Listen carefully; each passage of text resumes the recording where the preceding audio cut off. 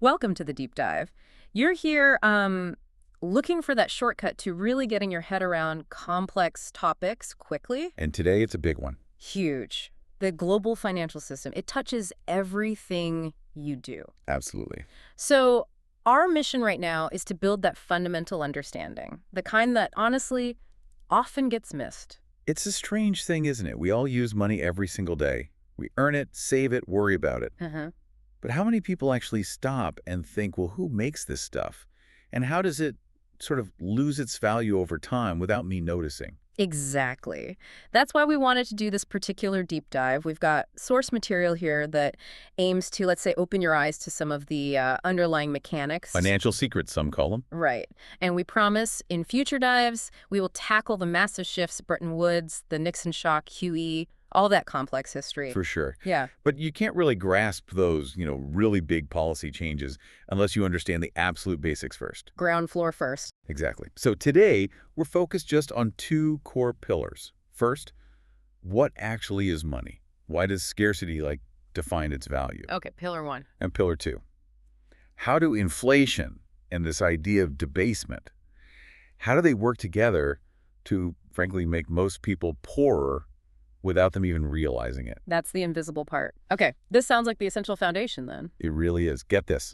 And the rest starts to click into place. All right, let's dive in. Where do we start? Way back. Way, way back. The simplest form of exchange, barter. I have chicken, you have some grain, we swap. Seems straightforward. It is, for two people. But add a third or a fourth or a whole village, it breaks down. You run into that classic problem, the double coincidence of wants. Meaning I need to find someone who not only has what I want, but also wants what I have, right? Precisely. I might want your pig, but you don't want my chicken. You want maybe some tools. And the glow maker, he wants fish. It gets incredibly inefficient. Okay, so barter has serious limits. Humanity needed something better. Something universal. Right. A medium of exchange everyone agrees on. And historically, people tried all sorts of things. Salt, cattle. I've heard of giant stones even. Yeah, stones, yeah. And in coastal areas, something much more common. Seashells. Yeah, the shell economy. I think I see where this is going. It's almost the perfect first lesson in monetary policy failure. And it boils down entirely to scarcity, or the lack of it. So initially, shells worked okay. Yeah, great even. They were, easy to carry, easy to recognize, and naturally occurring near the sea. Maybe, let's say, one shell can buy you a plate of rice. Simple. But then someone gets a bright idea. Exactly. People realize, wait a second, I can just walk down to the beach and pick these up. Uh-oh. The sources describe this kind of gold rush, but for shells. Suddenly everyone's a shell collector. It's easy money, literally lying on the ground. So the supply of money just explodes. Right. The ability to just create more money just by gathering easily found shells completely undermined the system. The quantity of shells in circulation may be doubled, tripled. Who knows? And each shell then buys less. Much less. That plate of rice that used to cost one shell, suddenly it costs 10 shells. And that's inflation. The rice didn't change, the money got worse. Bingo. Humanity's first, very painful lesson in inflation. It wasn't that goods got more expensive. It was that the money became less valuable because there was just too much of it. So the key principle here, looking back, is crystal clear. Absolutely. Whenever money is easy to create or acquire, its value inevitably falls. Fast. And this hurts people who don't understand what's happening. It overwhelmingly harms those who lack financial knowledge, who just hold on to the money itself. The value is directly tied to how difficult it is to produce more of it. Scarcity is everything. Okay, that naturally lays into the second pillar you mentioned. Inflation as this invisible thief. It's not just numbers, it's psychological. It really is, because the definition matters. Inflation isn't really prices going up, it's the money losing value. Devaluation. Devaluation of the currency, mostly driven by pumping up its quantity. And this is where the psychological trap snaps shut. Let's go back to the shells. Okay. Imagine you're a hard worker. You save diligently. Over, say, 10 years, you've amassed a pile of 100,000 shells. Feels pretty good. You look at your big pile of shells. Exactly. You feel rich. The number hasn't changed. It's still 100,000 shells. Your nominal wealth looks stable. But it's not. Not even close. In real terms, in terms of what those shells can actually buy, food, land, tools, the value might have crashed by, say, 90%. And all you notice is that the price tags on everything else seem to be going crazy high. That's the illusion. You don't see your pile of shells shrinking. You just see the price of bread or land soaring. Okay, hang on. This feels really critical for listeners today. You're saying people fundamentally misinterpret what's happening to them financially. Very often, yes. Yeah. They blame the shopkeeper or the farmer or the economy for rising prices. Instead of realizing the money in their hand is worth less. Exactly.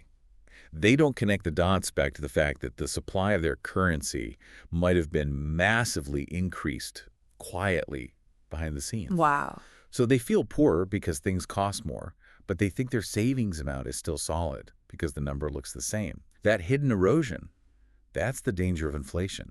You can become much poorer without ever understanding why. That denial, or maybe just lack of awareness, connecting rising costs to the money itself being, well, messed with, that's powerful. It is. And this isn't just ancient history with shells. The sources draw a much darker, more concrete parallel, using the concept of debasement. Debasement. Okay, what's the story there? Think West Africa, maybe around the 16th century.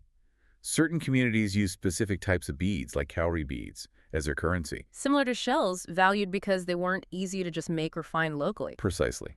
There was a natural scarcity that gave them stable value. They worked as money. Until European powers showed up. They had something the locals didn't. Advanced technology. Specifically things like steam engines back in Europe.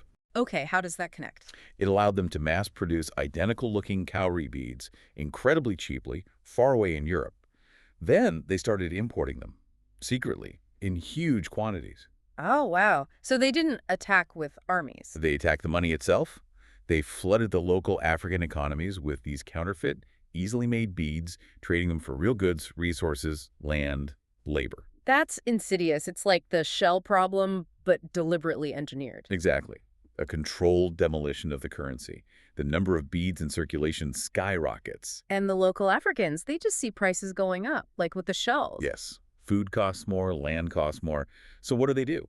What seems logical? They work harder to get more beads. Trying to keep up with rising prices, but they don't know the game is rigged. They can't possibly keep up. The currency itself is being destroyed at the source by an outside force with superior money printing technology. It's like running on a treadmill that someone else keeps speeding up. This sounds like it ends badly. Tragically. The sources state this process of relentless debasement didn't just impoverish people. It eventually led to them losing everything of value, their land, their resources. Oh, no. And ultimately, having nothing left to trade but themselves. They were forced into selling themselves and others into slavery, simply to survive in an economy whose money had been destroyed. That's a devastating example. It makes the principle incredibly stark. Compromise the scarcity of money, and you can destroy a society. And the core mechanism, think about it, a powerful entity using superior technology to multiply the currency, far easier than the everyday people using it can. In the 16th century, it was steam engines making beads. Today, what's the technology for creating modern currency? It's the central bank's computer, a digital keystroke. Right. Okay, so let's bring this all together then. Two fundamentals. Yeah.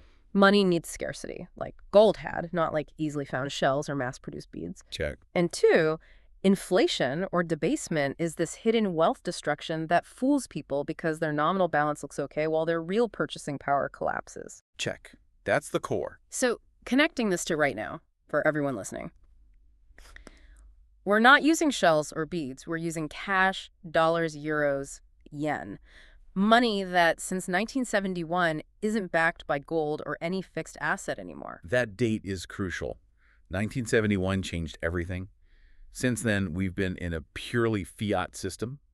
The money can be multiplied essentially at will by central banks. Which they do through processes we now call quantitative easing, or QE. The modern term for what is fundamentally a form of debasement, creating currency seemingly out of thin air, digitally. So here's the thought to leave people with, based on that history. If those African communities in the 16th century had no real way of knowing their bead currency was being massively multiplied by outsiders with better tech, how certain are you today that the digital cash in your bank account created by unseen keystrokes in central banks isn't suffering a similar slow-motion debasement? That is the question. If you don't understand the history, the mechanics of scarcity and debasement, you're vulnerable. You're stuck in that psychological trap of just watching prices rise. Understanding this foundation is step one. Absolutely essential. Because mastering this lets you understand the next level, the big shifts, how we got off gold, what the Nixon shock really meant, and how this era of QE totally reshaped finance after 1971. And that's where things get really wild, impacting investments, savings, everything. That's where the mind-blowing stuff really begins, and that's exactly what we'll tackle in our next deep dives.